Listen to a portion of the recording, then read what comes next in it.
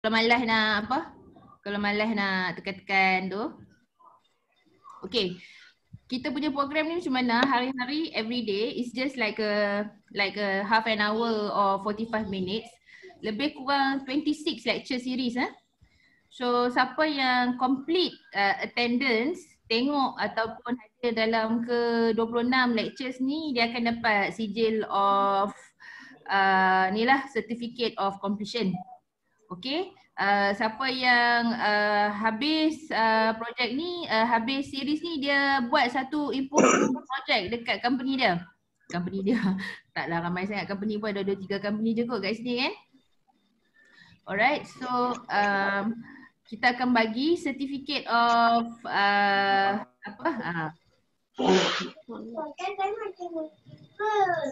Jangan agak kat bawah. Okay, so siapa habis dan buat projek, kita bagi certified internal consultant batch. Dapat satu batch, beberapa batch ni boleh tukar nanti jadi professional consultant. Tapi kalau siapa yang buat 12 improvement project dalam masa 2 atau 3 tahun, pihak JSSB bekerjasama dengan University of AEU, Asia E-University, untuk beri certificate of professional consultant kalau dia selesai submit 12 project improvement. So this is not important to some, but some will look at this very valuable untuk mereka in their career ke what not lah.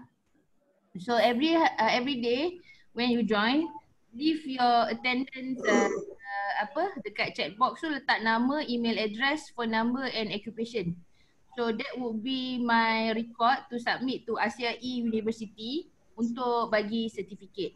Okay, so siapa yang tak letak attendance tu, nanti dia kena either dia kena tengok video ke apa, dia kena selesaikan lah the 26 lectures. Kalau berminat lah ya. Pada siapa-siapa yang just nak hadir, ada hari tak boleh main, tak minat sangat dengan certificate, no problem. Just come in and learn, okay? Alright, kalau siapa cakap je lah ya. So the next is, let us look at how will I build your capability. So kita tengok dalam to become a good consultant. First thing first, consultant ni dia mesti mahir membuat situational assessment. Dia mesti mahir untuk diagnose. Okay. Bila dia dah mahir untuk diagnose, dia akan tengok pada gap. Dan bila dia ada gap, dia pandai buat analisis untuk explain the gap.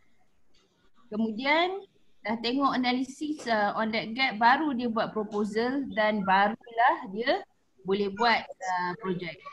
So for Olive House punya executive, kita dah belajar dulu stage gate ni. Tapi stage gate ni benda yang sama, cuma dia lebih kepada consultant. Clear tak so far? Okay ya? Okay. Puan Jas.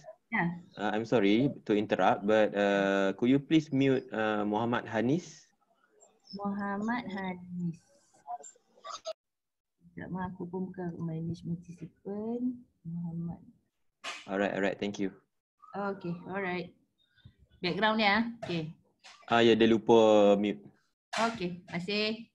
Okay, so you will see that this is the stage gates. Semua consultant dalam dunia ni dia hanya pecahkan stage gate ni jadi lebih banyak atau lebih simple. Ada yang buat hanya 4 step sahaja.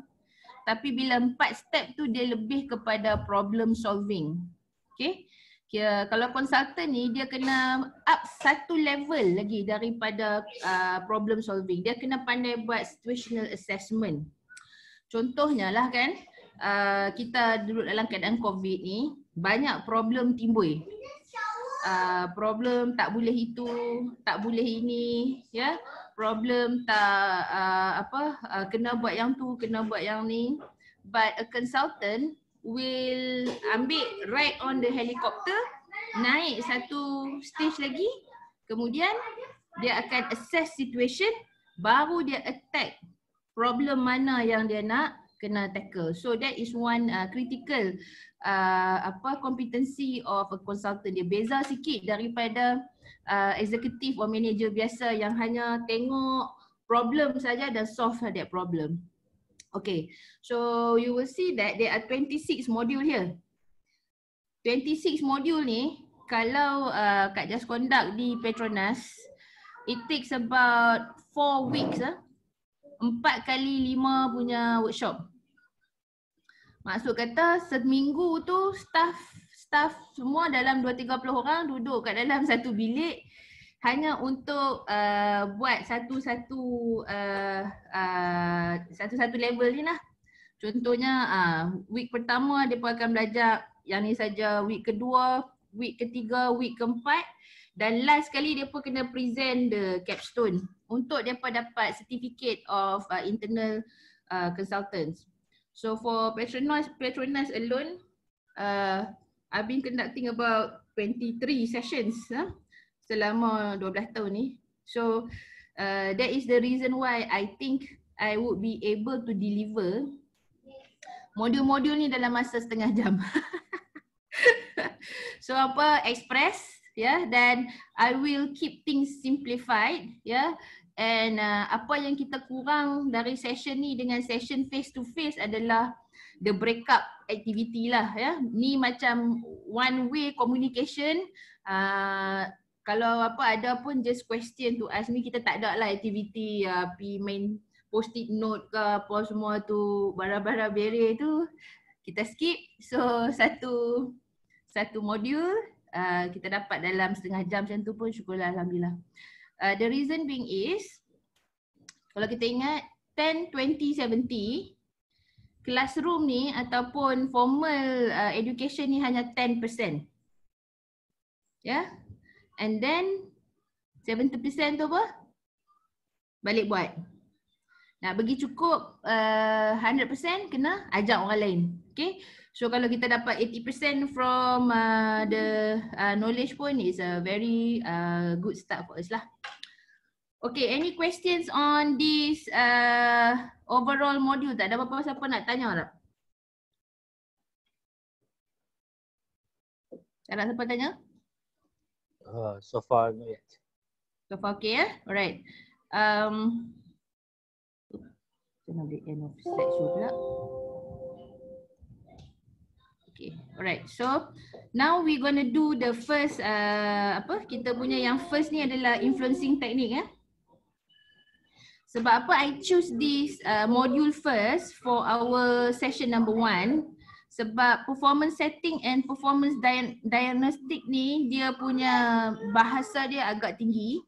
Jadi kalau kita use hari pertama kita dah cerita pasal performance diagnostic, takut hari kedua tak ada siapa dah main kelas ni. Okay, so kita start dengan influencing technique dulu, baru kita pergi modul-modul lain lah. So kita kata dalam modul nak habis benda ni dalam 26 hari. But kita ada lagi berapa hari lagi? About 10 days quarantine. So 10 hari. 26 hari, 26 days for the whole stages or what? The whole grade? Semua modul.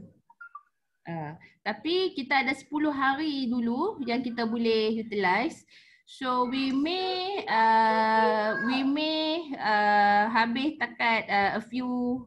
I will plan. I'm planning to finish until stage gate 3 lah. Maybe ada hari tu kita akan buat 2 modul sekali. Because after the Zoom session, I will give you the module itself. So modul tu nanti study sendirilah, dan tengok macam mana dia punya applications. Okay, dia ada bahagian kat belakang ni sikit, dekat bahagian yang level ni agak advance. Maksudnya this is where bila sesuatu gap tu kita intervene, kemudian gap tu berulang-ulang dan intervention kita tu sudah jadi operation. Ya. Bila intervention kita jadi operation, kita kena ubah bentuk aktiviti tu kepada SIPOC, kepada aktiviti di dalam value chain. Ya. So ni part yang nang kat sinilah ya, ni part kat sinilah. Okay, so yang untuk dapat solution tu sampai kat sini dah good enough for us lah. Okay, so I shouldn't waste any more time. So semua orang ada MBTI punya ni? MBTI ada? Ada. Apa? Except I haven't done that. Okay, alright. Okay, kalau saya tanya tolong angkat tangan macam ni ya. And I'm watching all of you in one view. Okay. So boleh saya tengok siapa yang E? E. Boleh buat macam ni tak? Siapa E kat tangan? Kat tangan siapa E? Ni yang tak ada video tak nampak. Maybe they type dekat chat box. Okay, they type dekat chat box. Okay. Alright, so that is E for extroverts. Can I see I? I banyak. Okay. Alright. Imran, I. Yeah? Imran. Yes. Imran super I. Saya I dekat 100%. Tapi tak tahulah semenjak dia kawan dengan Hafiz lama sikit dia dah macam goyang sikit. Dah masuk E. Okay, I am sure cikgu is E. Cikgu? Kalau cikgu dah buat. Okay, so that's E and I. I'm just checking the letters ya. Siapa sini S? Kadang-kadang S. Siapa huruf S? Okay, right. Chun, siapa huruf N? Okay, right. Good, thank you. Siapa huruf T? T, okay, right. Okay, siapa huruf F? Ifti pun T kak, Ifti. Okay, so F is somebody who thinks with the heart. Okay, Ayub F F ke T? Ayub F ke T? F, Hafiz. For Fiz. Oh, Faidi pun F. F ni memang bunga.